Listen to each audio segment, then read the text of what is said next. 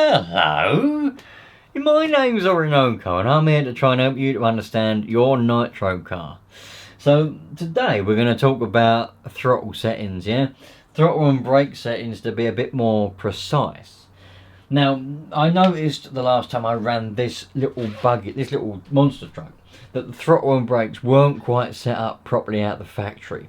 Alright, for those of you that don't know, this is the one that I bought brand new in order to do a video series for you lot from start, very start. You bought your brand new car all the way up to just being every normal person driving your car around. I haven't yet touched on the throttle and brake settings, alright? And that's a place where a lot of people they become unstuck. You know, they don't realise that there's a bit of an issue there, and that can cause issues in other places.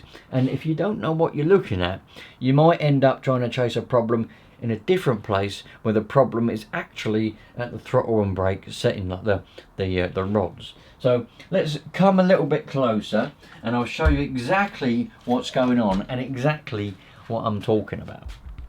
Right, we're a little bit closer in now, so hopefully you can see, probably, oh, got an engine falling over, sorry, put that like that. Right, can you see what's going on, eh? Right, here we go.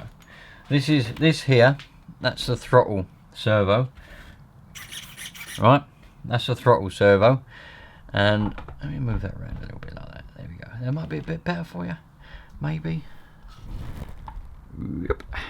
There we go. It's a bit more in shot. That's the throttle servo there, right? And it also does the brakes. All right. That's the brakes. That's the throttle. So the throttle is this little linkage here that goes down to the throttle arm, which is there.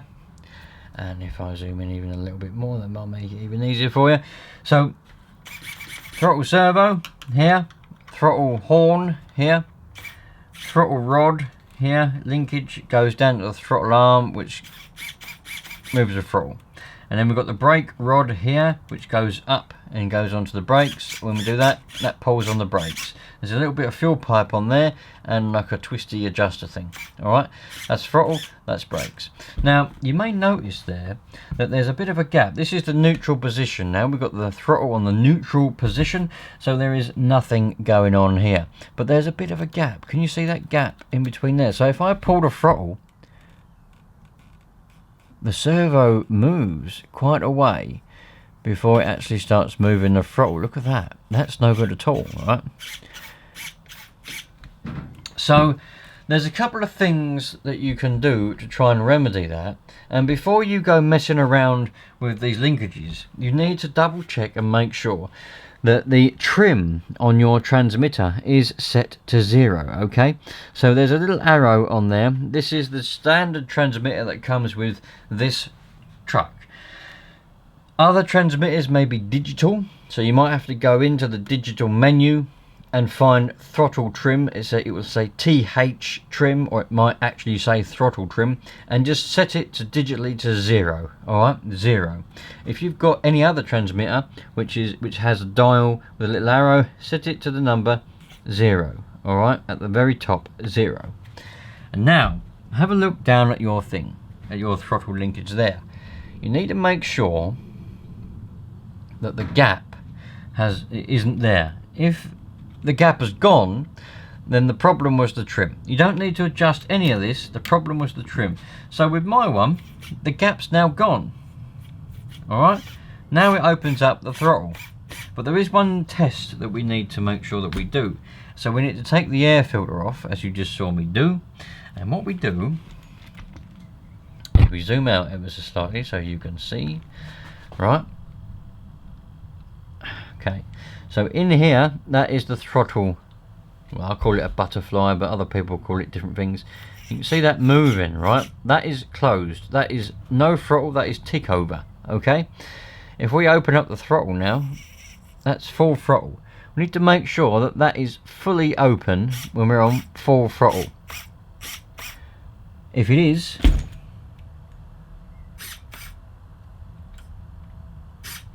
see, my one isn't. My one's not fully open on full throttle.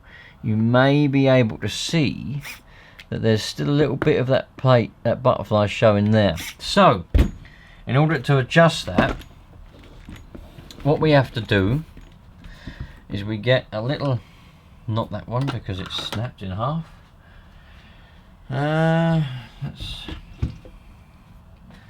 Let's get the little one over here. Where's my toolbox? Johnny Boy, Manuel. They've all eaten me toolboxes. Every time I leave Johnny Boy, Manuel alone, they blooming move everything and they do this and that. I mean, Johnny Boy, he's only here to set up the blooming microphone and the camera, but he moves stuff all over the place. He's a proper idiot. Right. That one's too big, that one's too big. Right, we need a little Allen key. Don't know what size it is. It's 1.5mm. Need a little Allen driver or a little Allen key, and we simply undo that collet there, and we move it as close as it'll go to the horn, right? And then we pull the throttle. Now we're getting full throttle. It's important that you keep the trim on 0 because that's 0, and you can always use the trim for fine adjustments later on. But I like to just use, I like to get this set up properly. Once this is set properly, you won't have to worry about it again. So now if we look down that carburetor throat, we'll see that is 100% open and it goes all the way to tick over. See, when I let go, it goes to tick over and it doesn't move. Right.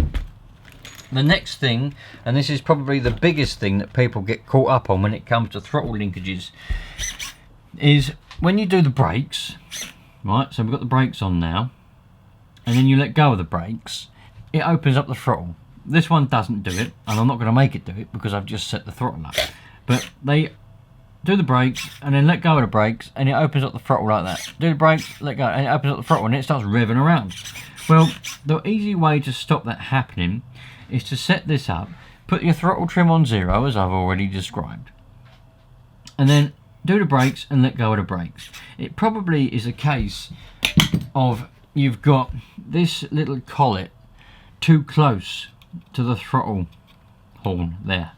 So you need it so that when the brakes come off, the throttle horn just comes up to it. It's actually starting to do it now, so we'll open that a little bit.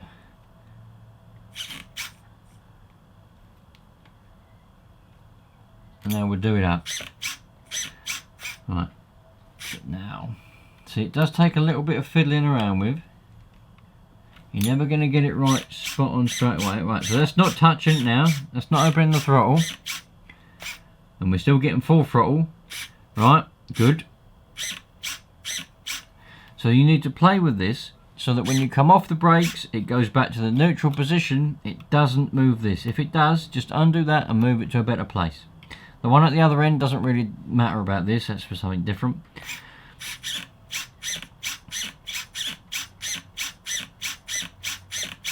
I'd say that works well.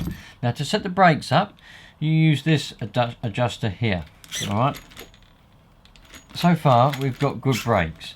But you can screw this little thing on the end, screw it clockwise, it'll go this way, that'll make the brakes more, but you've got to be careful they don't bind, alright? If they are binding, undo it a little bit, less brakes, and get the binding gone. Oh God, I'm yawning all over the place. I'm so bloody knackered. I'm a tired monkey. Right, so I hope that's helped you set that up. Now, in case some of you are wondering, you said it doesn't matter, but what does it do? So this little collet at the end of the throttle linkage is the adjustment for the travel on the brakes. Now, you don't want it so that it pulls. You don't want it so that when you put the brakes on, it's putting a lot of pressure on your throttle arm, because it can do some damage to it. It could snap it off. So when you put the brakes on, that little spring and that little collet there, that's taking up the, look, that's brakes. So the little spring's taking up the slack and the collet's stopping it, and it's not putting loads of pressure on your throttle arm there. If that's set too close, it'll start to put a lot of pressure on this throttle arm, and it could snap off, or it could just break it, could move it. So you need to set that nicely. But there we go. It is an easy thing to set it up, but you need to kind of have a little bit of patience with it. And you know, I think a lot of people do kind of run out of patience with it and they get annoyed with it.